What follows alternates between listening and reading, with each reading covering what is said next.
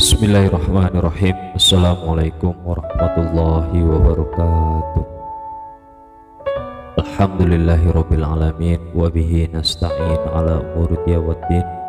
Wassalatu wassalamu ala asrofil anbiya'i wal mursalin wa ala alihi wa sahbihi ajmain. Rabbih shrah li sadri wa yassir li amri wahlul 'uqdatam min lisani yafqahu qawli, amma ba'du. Pertama-tama, sebelum kita belajar di pertemuan kedua pada mata pelajaran akidah akhlak kelas 7, baik kelas 7A ataupun kelas 7B yang Bapak hormati, Bapak banggakan, marilah kita sama-sama mengucapkan puja dan syukur kehadirat Allah Subhanahu wa Ta'ala yang mana telah memberi kita nikmat sehingga kita bisa beraktivitas, khususnya dalam semangat menuntut ilmu walaupun pada situasi pandemi seperti sekarang ini. Yang kedua, sholawat serta salam marilah kita haturkan kepada junjungan kita Nabi besar Muhammad SAW, yang mana selalu kita nantikan syafaatnya baik di dunia maupun di akhirat kelak. Langsung saja kita ke materi untuk menghemat waktu. Pada pertemuan kedua ini kita akan membahas tentang Asmaul Husna yang kemarin kita sudah bahas bersama-sama. Apa itu pengertian Asmaul Husna? Sebelum kita masuk ke pembahasan pertemuan kedua ini, sedikit menyinggung pertemuan kemarin, yaitu pengertian Asmaul Husna, yaitu adalah nama-nama Allah yang baik. Baik, di pertemuan kedua ini Pak Huda sedikit akan menjelaskan tentang pengertian sifat atau Asmaul Husna, yaitu Al-Adl. Al-Adl ini bisa diartikan juga adil. Artinya Allah itu mempunyai sifat yang maha adil. Maksudnya bagaimana? Allah ini hanya melakukan sesuatu yang pantas dan sudah seharusnya. Allah ini menghukumi dengan kebenaran dan tidak pernah berlaku zalim pada hamba-hambanya. Allah ini memerintahkan kita berbuat adil. Ini dijelaskan di dalam surat An-Nahl ayat 90. Bahkan Rasulullah ini mencontohkan doa meminta perlindungan kepada Allah dari kezaliman dan diberikan keadilan. Nah, adil ini juga dalam bahasa modernnya itu balance atau seimbang. Tidak ada yang diuntungkan dan juga tidak ada yang dirugikan antara sebelah kanan dan sebelah kiri, baik depan maupun belakang, baik atas maupun bawah. Semuanya harus merasa adil. Adapun kewajiban kita yaitu meneladan dalam apa? Dalam kehidupan sehari-hari, khususnya dalam memutuskan suatu perkara. Baik, kita langsung saja buka bukunya di halaman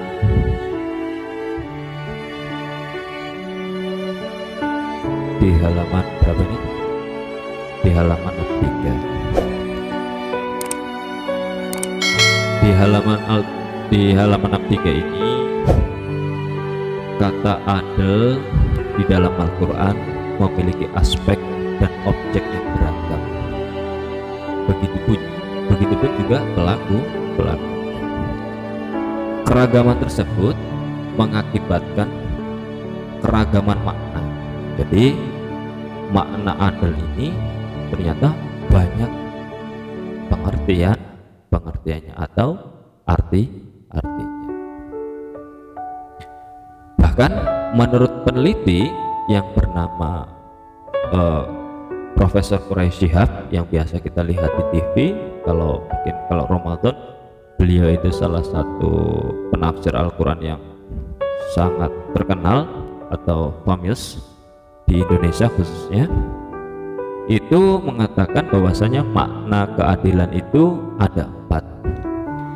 Yang pertama, adil dalam arti sama atau seimbang. Kalau dalam bahasa Jawa kita pada baik, atau kalau dalam istilah Sunda sarwa baik. Nah, terus ini adalah makna pertama. Makna yang kedua, adil itu dalam arti seimbang. Seimbang itu kalau kalian timbangan antara sebelah kanan dan sebelah kiri itu seimbang, garis lurus ya, tidak mencong ya, kalau bahasa kita mencong. Terus yang ketiga, adil ini dalam arti perhatian ini terhadap kebutuhan, terhadap hak-hak individu, dan memberikan hak-hak itu kepada setiap pemiliknya. Nah, jadi ada 4.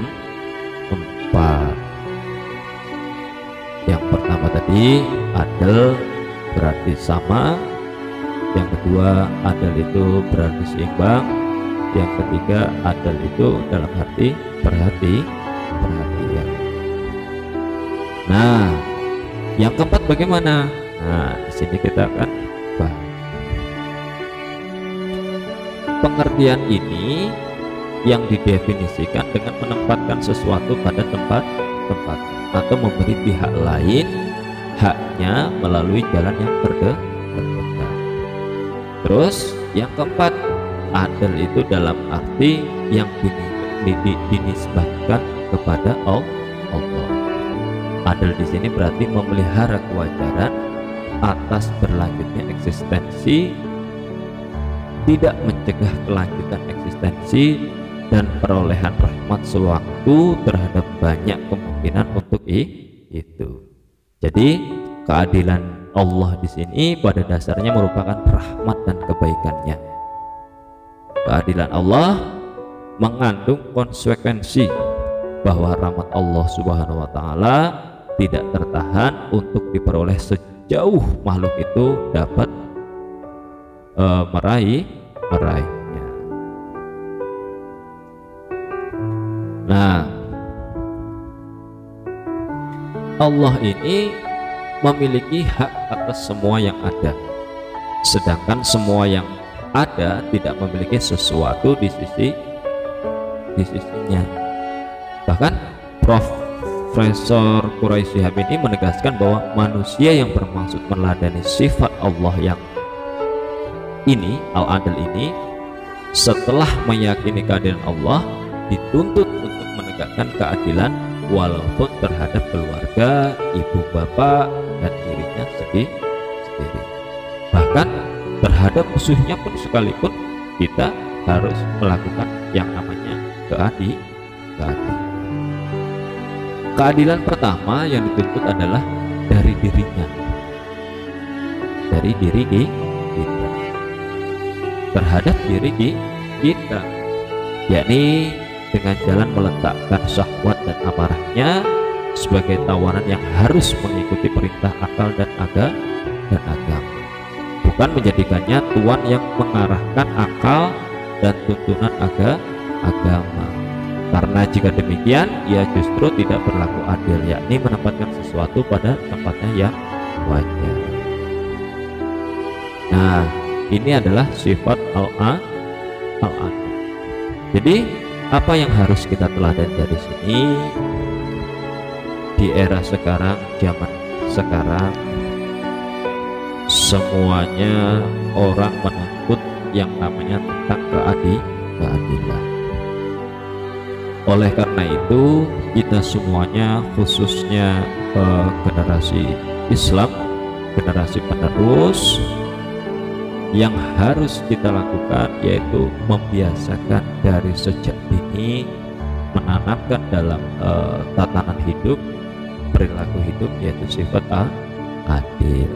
Suatu ketika kalau kita bagus nasib menjadi seorang yang misal jadi seorang hakim, kita akan selalu bersifat adil.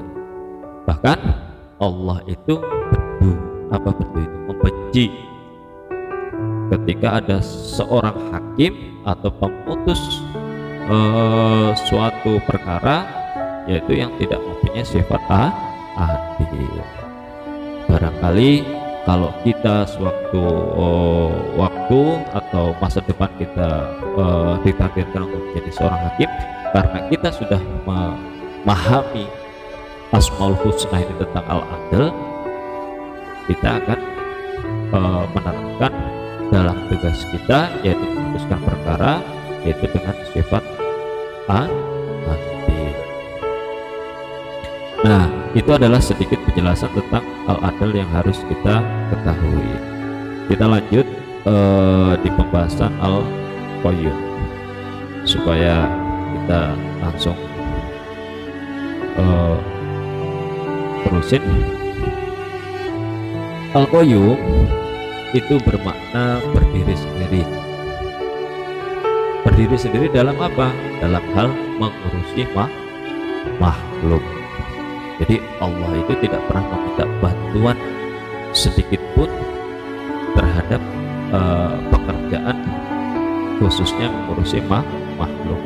Dari pagi terbenamnya dari terbitnya matahari dari timur ke barat, Allah tidak pernah meminta bantuan. Jadi Allah sendiri yang mengurus. Nah, Al-Qayyum ini adalah salah satu dari Asmaul Husna. Al-Qayyum artinya maha cermat atau berdiri sendiri dalam mengurusi makhluk. Artinya tidak pernah meminta bantuan kepada satu zat apapun. Bahkan dalam surat Al-Baqarah ayat kursi yang sering kalian baca ketika membaca tahlil, Allah itu tak tersentuh oleh rasa kantuk sedikit pun. Jadi Allah itu tidak pernah mempunyai rasa mengantuk. Misal dalam mengawasi kalian, Allah ini mempunyai rasa ngantuk. Lantas apa yang akan terjadi? Jadi kalian akan lepas dari pengawasan Allah. Tapi Allah tidak. Allah itu tidak mempunyai rasa kantuk seperti kita. Selain rasa kantuk, Allah juga tidak tersentuh dengan keinginan tidur. Hal ini disebabkan karena Allah yang maha suci dari sifat-sifat kekurangan yang hanya dialami oleh makhluknya. Nah, surat kursi, surat Al-Baqarah, surat kedua, ayat 255 yang berbunyi, A'udzubillahi minasyaitonirrajim. Bismillahirrahmanirrahim. Allahu la ilaha illa huwal hayyul qayyum la ta'khudhuhu sinatun wa la naum. Artinya apa? Allah tiada Tuhan selain Dia yang maha hidup dan maha mengurusi. Dia tidak tersentuh oleh rasa kantuk dan tidur. Nah, ini adalah salah satu tugas bahwasanya anak kelas 1 harus hafal ayat kursi. Nabi juga dalam doa hariannya berdoa menggunakan lafal ya hayyu ya qayyum, yaitu ya hayyu ya qayyum birahmatika astaghiitsu aslih li sa'ni kullahu wa la takilni ila nafsi tarfata ain. Ya, artinya ya Allah yang maha hidup lagi maha mengurusi hambanya dengan rahmat-Mu. Kami mohon pertolongan, perbaikilah keadaan aku semuanya dan jangan engkau serahkan padaku akal dan kekuatanku sekejap mata pun. Jadi Allah yang mengurusi dan memperbaiki alam semesta. Setelah dilakukan perusakan oleh manusia, misal gunung digundulin, ya, batu diambil dari gunung yang besar, ya, tanah pada dikeduk. Tiada lain, tiada bukan, yang memperbaiki ini adalah Allah. Misal pohon ditebang, kemudian pohon tersebut akan tumbuh lagi. Nah, itu harus kita yakini bahwasanya yang menumbuhkan itu adalah Allah.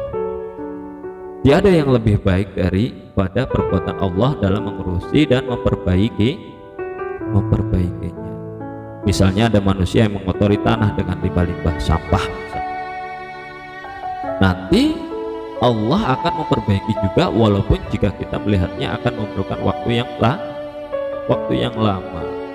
Nah, suhu tanah ini akan diperbaiki oleh Allah dalam jangka waktu yang lama. Dari usaha kita apa? Ya harus menjaga alam. Allah tidaklah tersentuh oleh rasa lelah, kantuk dan tidur, tidak seperti kita. Ketika kita bekerja, nah, baru sebentar kita akan merasa waduh capek banget nih. Tapi Allah tidak. Bahkan suatu ketika Nabi Musa alaihissalam bertanya kepada Allah, ya Allah, tidakkah kau merasa lelah dalam menjaga makhluk-makhlukmu, juga alam semesta ini? Maka Allah memerintah Musa alaihissalam untuk mengambil sebuah cermin.